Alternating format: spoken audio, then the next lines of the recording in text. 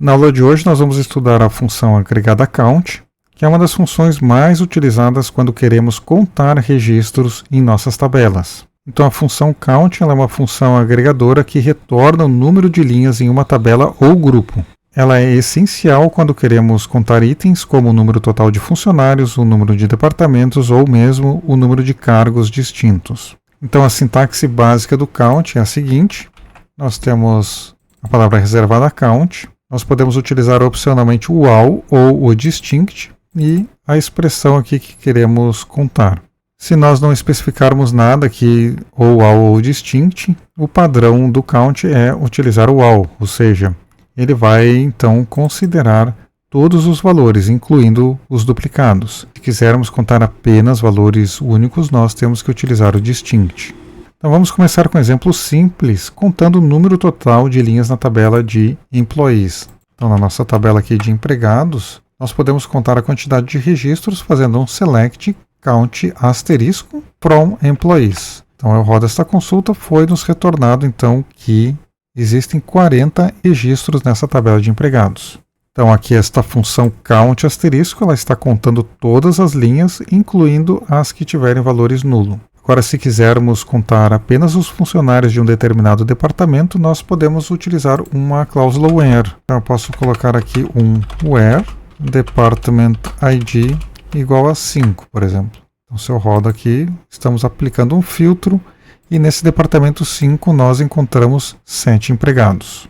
Nós também podemos utilizar um alias aqui nesse count asterisco para dar um nome para essa coluna aqui que é retornada. Então, em vez de ficar apenas um count, podemos botar um s, vamos botar em maiúsculo para manter o padrão, mas pode ser em minúsculo também. Eu vou botar aqui employee count, ou seja, a quantidade de empregados. Então, veja aqui que o resultado que ele exibe, ele mostra que em vez apenas da função count, ele mostra o nome que demos para essa coluna aqui de resultado.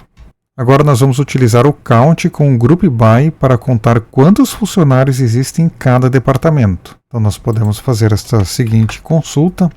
Fazemos a mesma consulta na tabela de employees, só que agora estamos utilizando o department ID e agrupando por esse ID.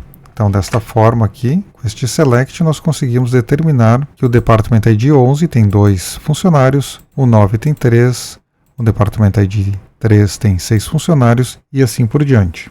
Agora, se quisermos adicionar o nome do departamento, nós podemos fazer um join com a nossa tabela de departments. Nós já fizemos essa ligação em outras aulas, ligando então a tabela de employees com a tabela departments, porque lá na tabela de departments nós temos o nome do department. Então, fica meio ruim aqui de termos só um ID, nós não sabemos a qual nome de departamento estamos nos referindo. Então vamos trazer essa informação aqui junto e para isso temos que agrupar também pelo nome do departamento. Então eu rodo a consulta, o departamento ID 2, que é o departamento de marketing, tem 2 funcionários, o 11, que é do accounting, tem 2, o 7, que é o public relations, tem 1, o 8, que é o de sales, tem 6 funcionários e assim por diante. Nós também podemos ordenar os resultados com order by, por exemplo, pelo número de funcionários em cada departamento. Então eu posso fazer esta seguinte consulta. Aqui no order by, nós estamos fazendo essa mesma ligação da employees com a departments, mas aqui no order by eu estou ordenando pela contagem então de funcionários. Boto o count asterisco no order by. Aqui no group by faltou colocar o department name. Nós temos que fazer esse agrupamento também para que a consulta funcione. Então aqui estamos ordenando para ver qual é o departamento que tem mais funcionários, da maior quantidade de funcionários para menor. O departamento ID 5, que é o shipping, tem 7 funcionários. E os departamentos com menor quantidade de empregados, então, são os Public Relations, Human Resources e o da administração, que tem apenas um funcionário cada. Agora, por exemplo, se quisermos listar os departamentos que têm mais de 5 funcionários, nós podemos utilizar então o having.